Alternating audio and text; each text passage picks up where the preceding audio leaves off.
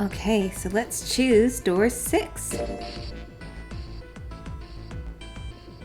I want to go through door 6. Junpei flipped open the piece of paper. It read Junpei door 6.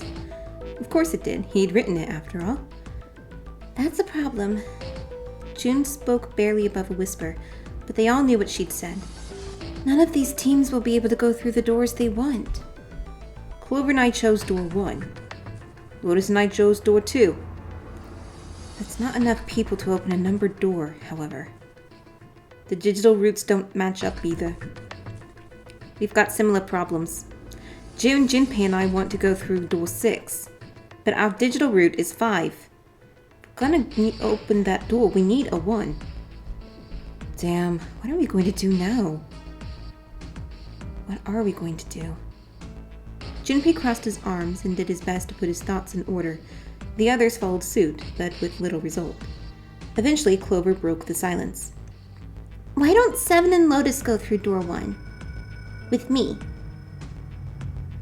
Her face was cold and flat, as was her voice, but her logic was sound. Seven and Lotus looked at each other. 7 plus 8 plus 4 equals 19. 1 plus 9 equals 10. 1 plus 0 equals 1. The first problem resolved, A spoke for up. What about me? Isn't that obvious? Wasn't one of the teams just complained that they didn't have a 1? You mean I should join Santa's team? Clover nodded, her face still cold and emotionless. Her attitude and posture could not have been more different than the energetic girl of only a few hours before. No one seemed ready to contradict her. Her response was understandable, given the horrible situation in which she had found herself, but even so. I understand. I will go through door 6 then. If we do as Clover has suggested, we can all pass through a numbered door. No one will be left behind. This seems to be the most reasonable solution. 3 plus 6 plus 1 plus 5 equals 15. 1 plus 5 equals 6. 7, Lotus, what do you guys think? I don't have a problem with it. Me either. Alright then, we're good to go. At last, Junpei and the other 6 had managed to separate themselves into 2 teams. Clover, 7, and Lotus headed to A deck, where door 1 was, near the main staircase. Junpei, June, Ace, and Santa, however, took the elevators to E deck.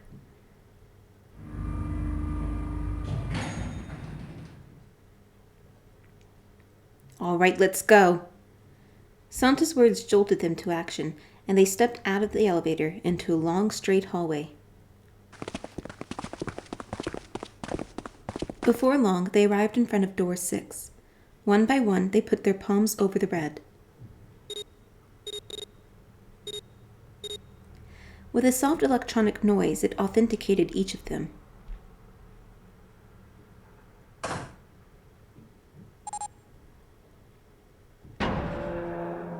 The door opened, and all at once, the 4 of them leaped through it. Fortunately, the dead was located easily enough. This one had been placed quite close to the door they'd entered through. They gathered around it quickly and hurriedly placed their palms on it for authentication one by one.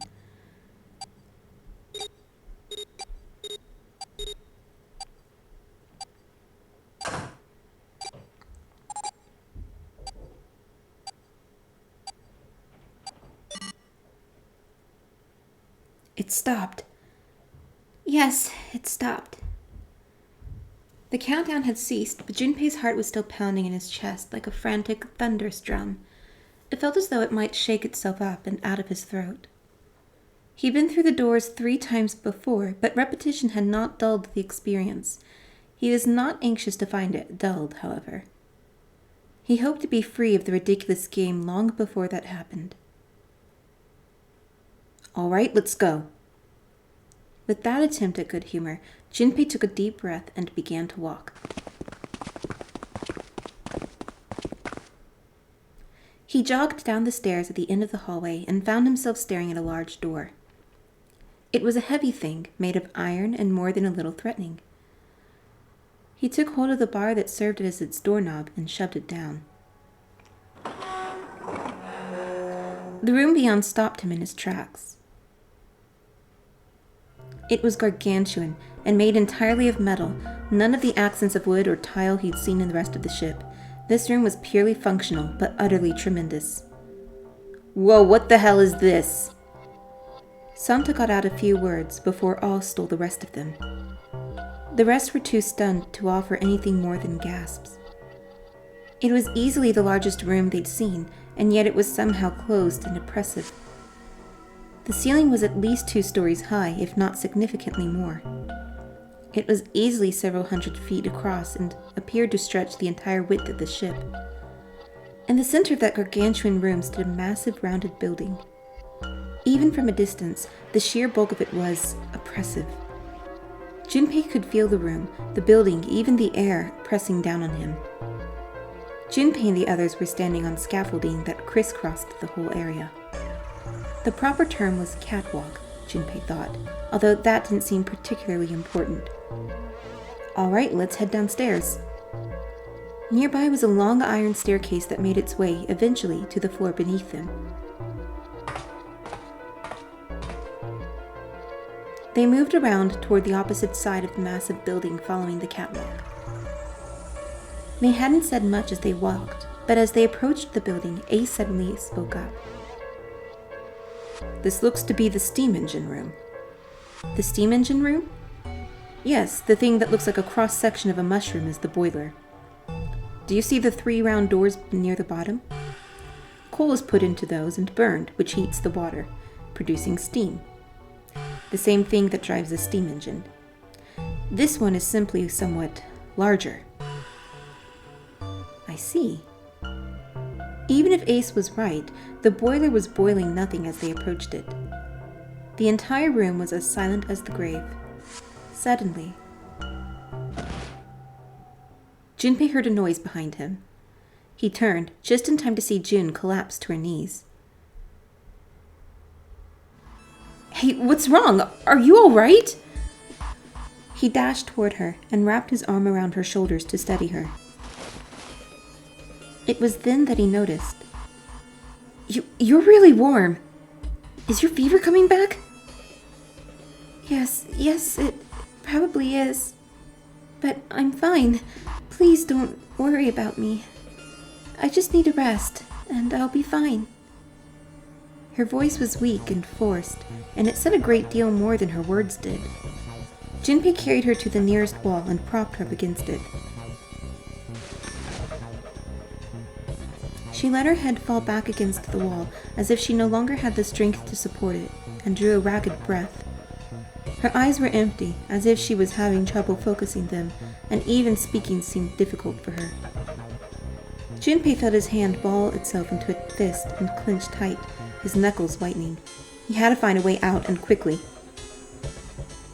He turned and looked at Ace and Santa in turn.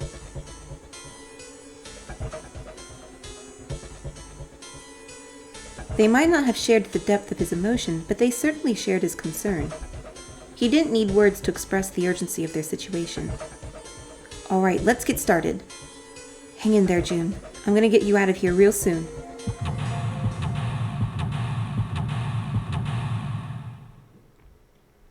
No one was sure quite how long they continued to search, but eventually Junpei, Ace, and Santa found themselves atop the catwalk. Below them, far below them, was June. Junpei could see her, still leaning against the wall as if she barely had the strength to sit up. Even from so far away, it was not difficult to see that she had not improved.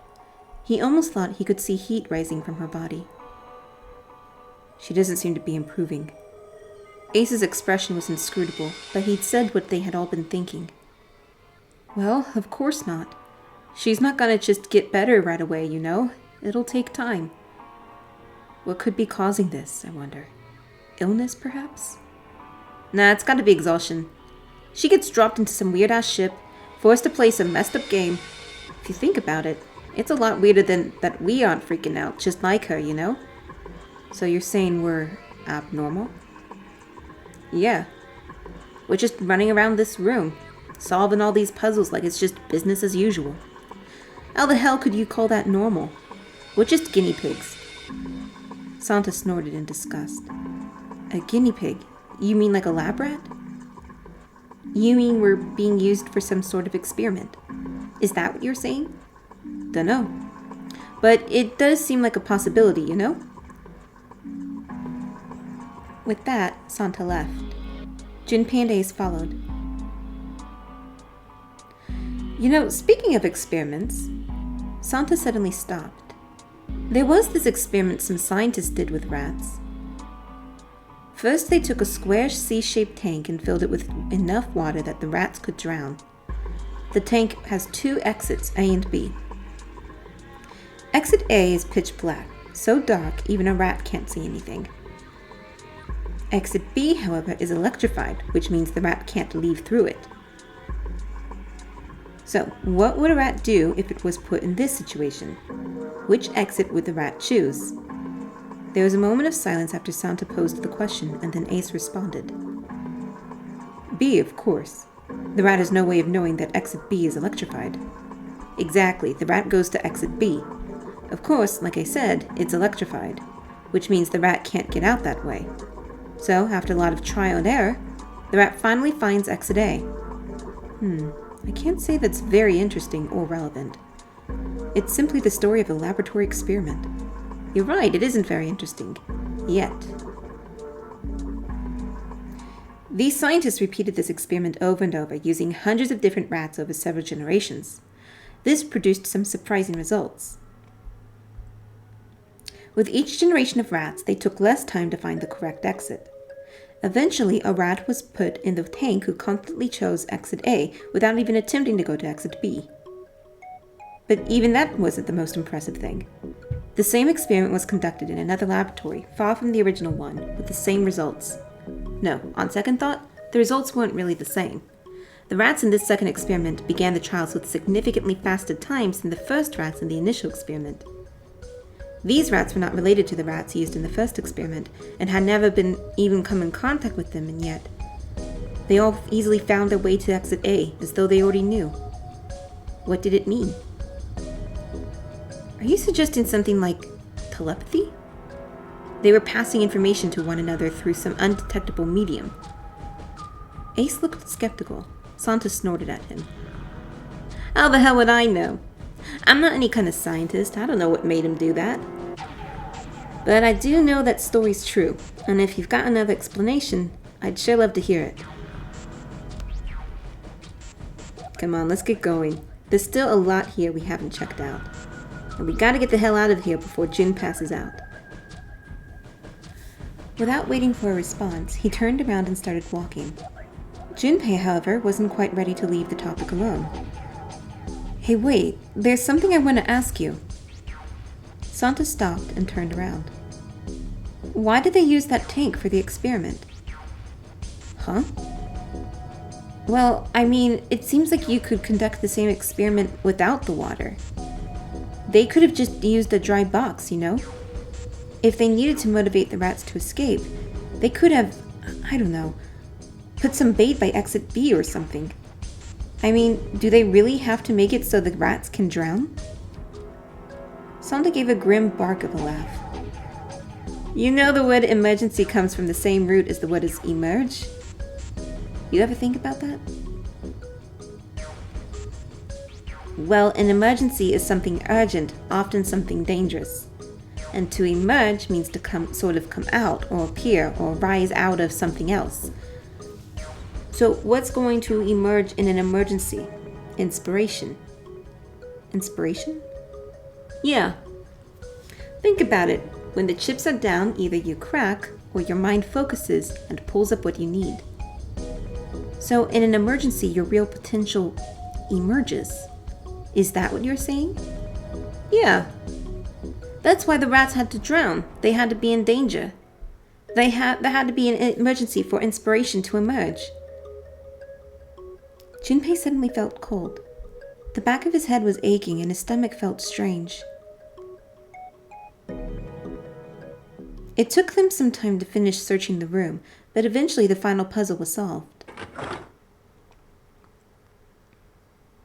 Yes, the door's open! Given the circumstances, Junpei's happiness was certainly understandable. A seemed to share his excitement. All right, Junpei, why don't you go get Jun now? Santa and I will keep an eye on this door. Got it. Junpei turned, slipped past Santa, and dashed off down the stairs.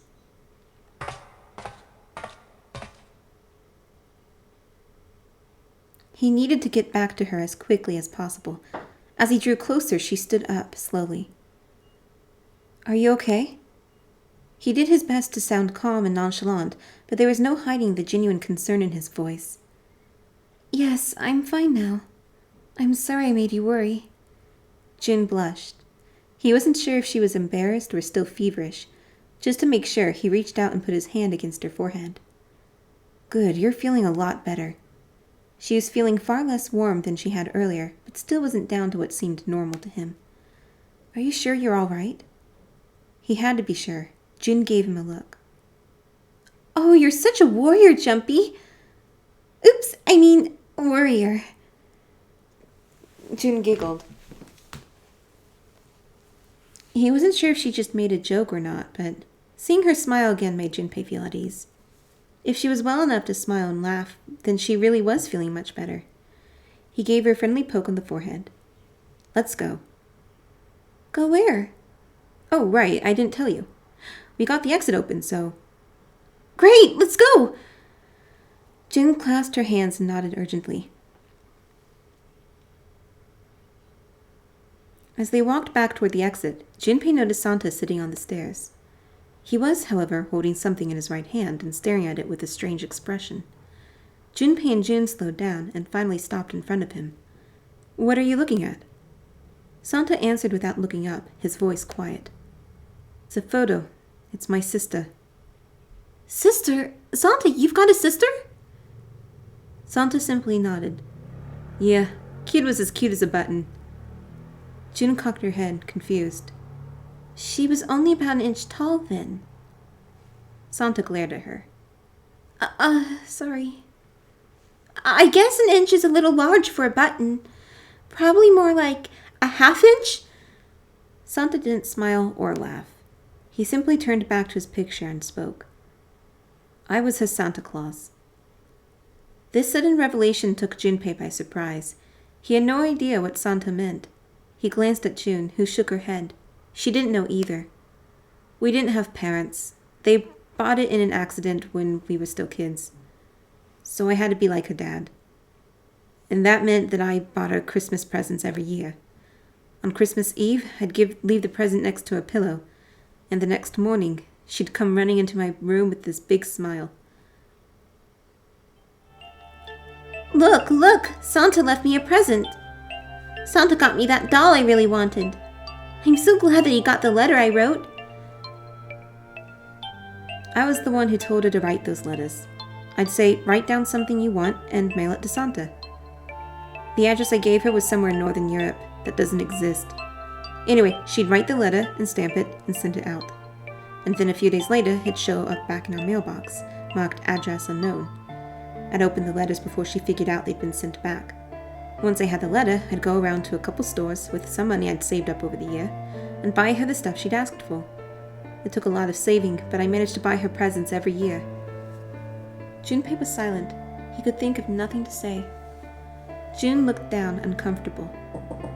The wall next to him suddenly groaned. Either he hadn't heard the sound or didn't care. Santa kept talking. But one year, her letter was different. She didn't write a list of toys she wanted or anything like that. Instead, it said, I don't want any presents this year. Instead, I want you to make my wish come true. My wish is that we'll be happy like this for a really, really long time. But I couldn't make that wish come true. Some Santa I am. Santa looked sad. Junpei had never seen him look sad before. He wasn't sure he liked it. Junpei decided it was probably best not to ask Santa any more questions. But... what happened? Jun glanced up at Santa quickly as she spoke. He answered, but only with an effort. She died. She was killed 9 years ago.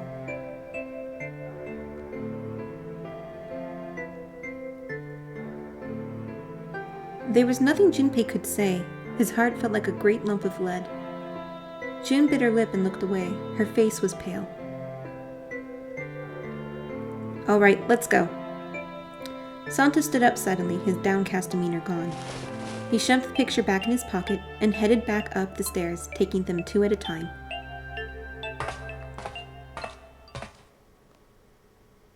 Junpei and June looked at one another. There was nothing they could think of to say. Hey, what are you two doing? Let's get moving, come on.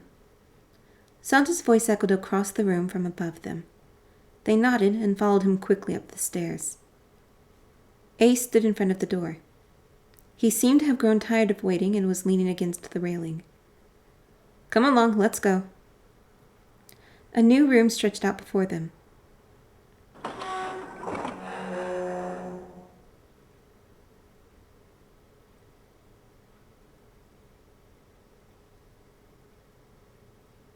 Is this a warehouse? No, I believe this is the cargo room. This must be where they store all of this vessel's freight. There are wooden crates everywhere. I wonder how old they are. Junpei, Ace, and June had stopped unconsciously, pausing to take in their new surroundings. Santa's voice broke through their momentary trance. Well, we probably ought to start with finding the exit, right? Let's get going.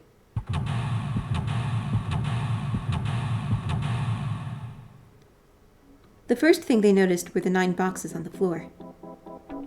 Each had a number on it, from 1 through 9, and a slot for a card on the front.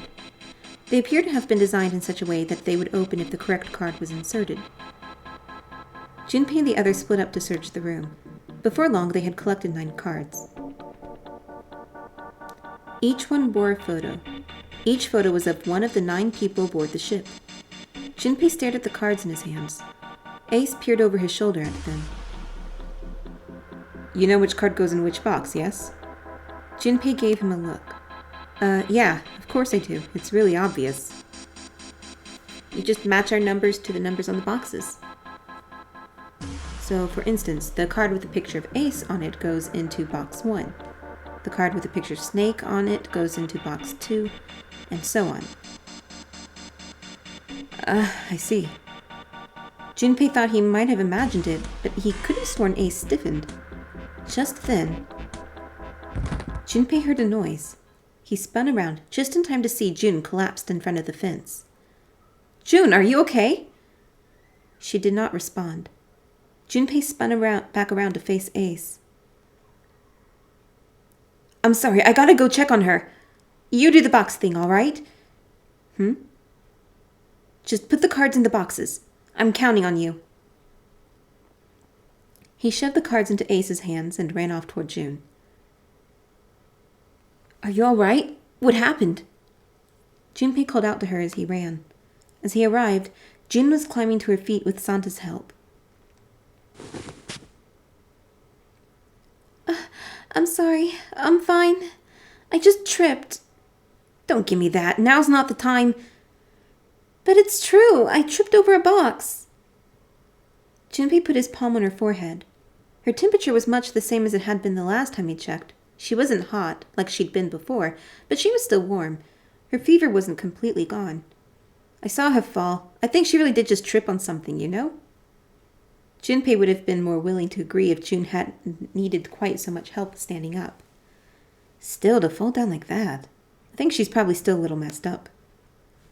June was doing her best to busy herself brushing dust off of her dress, her smile looking a little embarrassed, and her face was a bit flushed, but she did look a great deal better than she'd had. Still. All right, well, let's get out of here as fast as we can, so we can get you to a hospital. Oh, I don't think it's anything that serious. I just need a little medicine and some sleep, and I'll be fine. Medicine? Medicine, huh? Well, if we could get in touch with anyone outside, I'll bet Ace could swing that for you, easy. Ace? Why? Huh? Don't you know? He's the president of a pharmaceutical company. Cradle Pharmaceutical is the name, I think. The flagship product is an anesthetic drug called Soporil. Soporil. Junpei couldn't shake the feeling that he heard about Soporil before. Santa continued. Soporil. Soporil is an anesthetic that is gaseous at room temperature, similar to nitrous oxide. It takes only a few seconds to spread, and even a small amount is very effective. For these reasons, it found widespread acceptance with police and military forces in numerous countries. It was an effective crowd suppressant and room clear, and is practical, ethical, and humane. Developed 6 years prior, it was made from the extracts of several different roots. It became popular almost as soon as it was made public, with many governments placing large orders. Demand for Soporil skyrocketed, and as it did, so did the stock of Cradle Pharmaceuticals. Why do you know all this? Santa's information was interesting, but Junpei couldn't help but feel a little suspicious. Santa's reply was blunt and simple. I heard it from the old man himself. From Ace? When? By the number 4 door at the central stairway, when we were searching the second classroom. Remember how Snake, 7, and you went to door 5? I asked him what he did for a living, and he said he ran his own company. After that, we just started talking, and I guess it just came up, you know? Are you worried about something? No, nothing. As he spoke, Junpei looked over toward Ace. He seemed to be having difficulty with the 9 boxes. What the hell is he doing? June, don't push yourself, all right? Yes. Santa, could you take care of her? Sure. He gave them both a short nod, then turned and headed toward Ace. What are you doing? Ace's back was to him as Junpei approached. The older man turned around to look at him. His face was pale and covered in sweat. What happened? Nothing. My vision has gotten rather blurry. I think perhaps because of fatigue. I can't see very well at the moment. Why can't you see well? These pictures. Oh, does he have... He has that, he can't recognize faces. Ace held the cards out to Junpei, splayed out in the shape of a fan. I don't care to admit it, but I may be developing presbyopia. Growing old is a difficult thing. He made the best attempt he could at a self-deprecating smile, but his face was flushed and his lips were pale and drawn. At any rate, I'll leave the rest to you. I'm feeling awfully tired, so if you don't mind, I'd like to rest for a bit. He shoved the cards into Junpei's hands and walked quickly away. Junpei looked at him quizzically. How could simply looking at cards have tired him out? Junpei looked down at the cards in his hands. All the pictures were quite clear, and each person easily recognizable. Was Ace's vision truly so bad? But if it wasn't, what had made him so uncomfortable? That was when Junpei remembered that he'd heard what he'd heard from Lotus much earlier. Prosponesia. Well, put simply, it means a condition where the mind can't distinguish between human faces. In other words, my face would look the same as Clover's or even yours. So they can't remember faces, which is how most people recognize each other. That means the people with prosopagnosia, I don't know, words, have trouble recognizing even people they're close to. Maybe he's got prosopagnosia. Junpei took another look at Ace. He sat at the base of the stairs looking quite depressed. It was reasonable, of course, that he'd feel that way. If he really did have prosopagnosia, there's no doubt it was a depressing and painful experience. Still, Junpei didn't feel like patting him on the shoulder and telling him everything would be alright would help that much. Because it won't. Still, Junpei felt perhaps it was best to keep Ace's condition to himself, at least for the time being. Oh well. Doing his best to clear his mind for the task at hand, he turned back toward the boxes. It was time to solve the puzzle of the 9 boxes. 9 cards with pictures, and 9 boxes. Junpei stared at them for a moment and then began. Ace's card went into box number 1, and Snake's went into box number 2. Then Santa's card into box number 3, Clover's card into box number 4, Junpei's card into box number 5, June's card into box number 6, Seven's card into box number 7, Lotus's card into box number 8.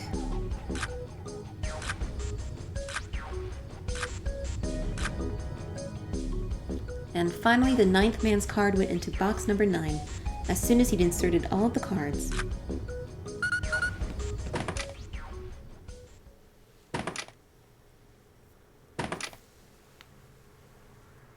All 9 box lids popped open at once.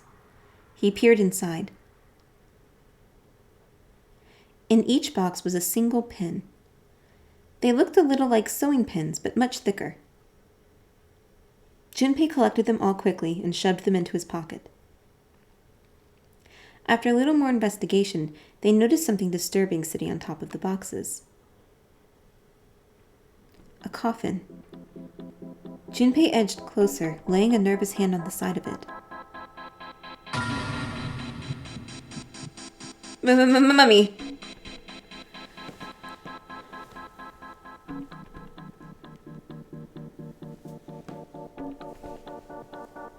Just kidding. He smirked heartily at his own joke. Junpei grumbled and shook his head. Whatever, just open it.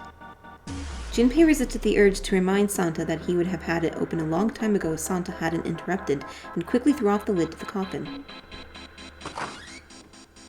They peered inside. Contrary to what they'd expected, the inside of the coffin was quite large. It was mostly empty, but not completely so. Laying on the bottom was a rusty key. And next to the key... It's a gun! Yeah, a revolver. It looks pretty old. I wonder if this is a replica. Junpei reached down slowly and cautiously picked up the revolver. In his hand it felt heavy. He checked the cylinder. There were 6 bullets. He'd never seen a real gun, or even a real bullet before. He couldn't tell if these were real or not. The barrel was rifled, and nothing seemed to be blocking it. As Ace had said, the gun was a very old one. However, it appeared to have been well maintained. If it was a real gun, Junpei thought it would most likely function perfectly. If it was real. Holding the gun made Junpei feel unpleasant. Carefully, he placed it back in the coffin.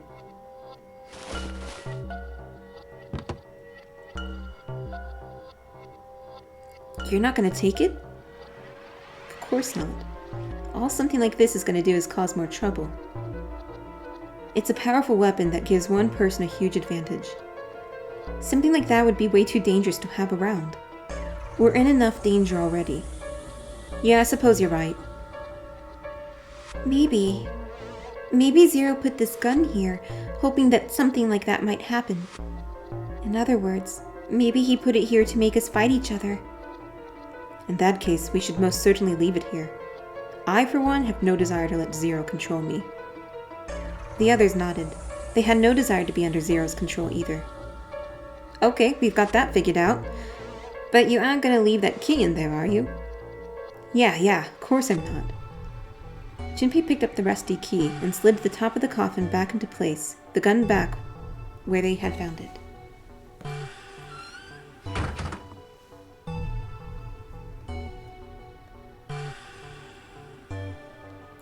The rusty key they'd found inside the coffin fit perfectly, and the exit opened easily.